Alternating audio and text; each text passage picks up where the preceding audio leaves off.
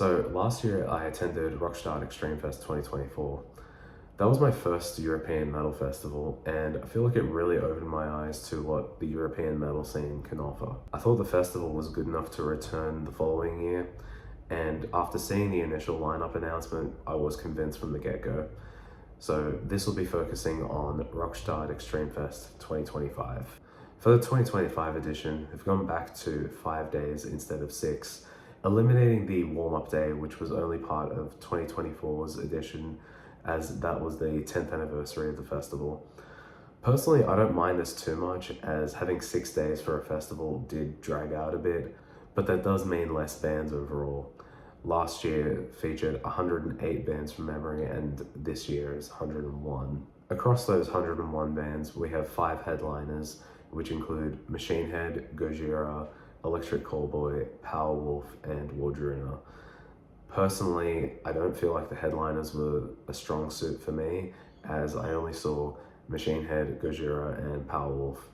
I don't really have much interest in Electric Callboy or Wardruna, and there were other bands I wanted to see at the time, so I did end up seeing those instead.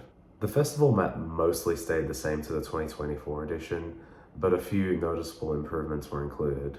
A shade area was included in the walkway that connects the main and side stages together, in case you don't want to watch any bands at the time. There was also a musician's corner added, where there was some electric drum kits that people could jam on. I do appreciate the festival adding extra side things to do, as the previous years only featured bands to watch, and that was the only activity. The main stages, I think, had the biggest changes to them. First off, there was a slight design change where the wings on each side were removed and the stage sizes were made bigger. This also had an impact on the production quality, and it was very evident during Machine Head and Powerwolf, having plenty of pyrotechnics and props on stage. The Andre Kelmick stage remained largely unchanged. The actual stage area itself is the same, but there's an additional merch vendor at the back of the stage area. There's also some slight restructures of food and drink locations, but it was mostly made for ease of access. With the large amount of bands on the lineup, I definitely had a few favorites per day. I think for day 1, definitely Machine Head and Canon and Fever were my main standouts. I've seen Machine Head a couple times at home, and it was always very much a straight up gig without any of the props that they brought for Rockstadt this year. However, I wasn't expecting them to put on the show they did, but it was definitely a welcome surprise because it added a lot to the songs I already knew and loved. Another favorite band of mine that day was Canon and Fever, who played on the side stage. They generally focus on a more World War I theme, and I love what they were going for. Definitely a band I need to listen to more moving forward. In the preceding days, other favorite bands of mine included Obituary, Within Temptation, and Gojira for day 2. Gojira, much like Machine Head, also brought a lot of pyrotechnics to the stage. As for Obituary, it's one of those shows of you know exactly what you're gonna get, and it's always great every time. That would have been my 3rd time seeing Obituary, and personally, they've never played a bad show, even if they tried. On day 3, the standout to me was definitely Windrose and Ailstorm. Kind of within the same style, but I liked that it didn't take itself too seriously, and the crowd definitely seemed to enjoy it. I liked that they were able to bring more of a party atmosphere for that day.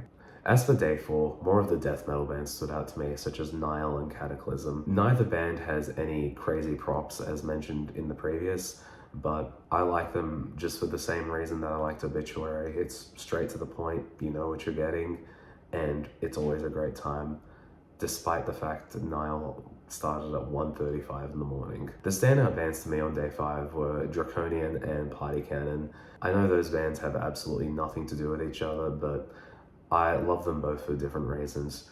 Draconian on a far more serious side, because it's a band I've been waiting to see for years now, and because they've never toured at home, it was very special for me to finally see them. On the other hand, we have Party Cannon, who don't take themselves seriously at all, and because the festival didn't have Gudalax this year, they're sort of making the joke saying that, well, I guess Party Cannon will do. While it wasn't as crazy as Gudalax last year, it was still a lot of fun in its own right, and it's always funny to hear the singer talk about what the next song is about, because it'll always be about something ridiculous. And I personally find it hilarious that they have a Toys R Us inspired font. As much as I enjoyed this year of Rockstadt, it wasn't without its faults. The first issue with this festival was with some of the absolutely ridiculous lines, especially on day 1 and 2 of the festival. I feel like if you got there a little later to get your wristband, you could be in line for quite a while, especially in the top-up queue, where I saw some of my friends queuing for an hour or two. The 2024 edition also had some overcrowding issues, but this pushed it to a ridiculous degree and was borderline frustrating for day 1 and 2. And as day 2 was the day Gojira was headlining, everyone wants to see them. So lines for everything then were frustratingly long, especially for drinks. The long lines on these days definitely became an issue in regards to buying any water or beer. Thankfully, in the days following, while I feel like the issue did still kind of exist, it wasn't as bad after Gojira had finished their set. Another problem I found with Rockstadt were some of the sound issues that occurred during the festival. Now, the thing is with sound issues that it's inevitable no matter what. A good example of this is Septic Flesh, where for the first song, it sounded like the guitar amps weren't even switched on. Thankfully, this was something that was resolved quite quickly, but I don't feel like this is an issue that should occur, if at all. The band that got really screwed over with sound issues was Dope, actually, who started 20 minutes late and had to play a shortened set because of technical issues that were happening backstage. Much like Septic Flesh, when they started playing, there was also no audible guitar sound, which by the time they were able to fix, the band was obviously frustrated and after only a couple songs, cut their set short. Now, I feel like the sound at Rockstadt 2025 was excellent overall, but there's always room for improvement in these aspects, which is something the festival looks like they're taking into account with the 2026 edition as they're leaving Rasnov. The festival is moving to a field in Gimbab, which isn't too far from the original festival site, so I feel like most accommodation options would still be valid in that case if you're traveling far away from the festival. However, it does make me question about the future of this festival and what it's going to look like in the years moving forward. I'm not too sure if I would be attending next year.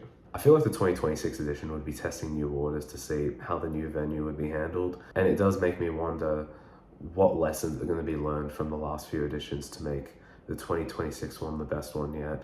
This would help avoid the overcrowding issue while having maybe the same number of people or slightly more than this year in a bigger field would help ease queues and pit crowds. And I think it would just generally make a better time for everyone involved. The lineup does look very good for next year and it is tempting. However, considering how far this festival is away from home, I'm not sure if we can really make a third visit.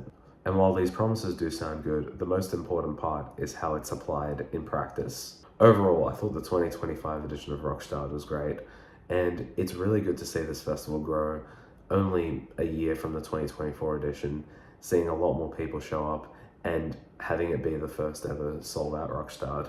It was amazing to attend 2 editions of this festival, and I hope I can make it to another one in the future. Thanks for watching this video.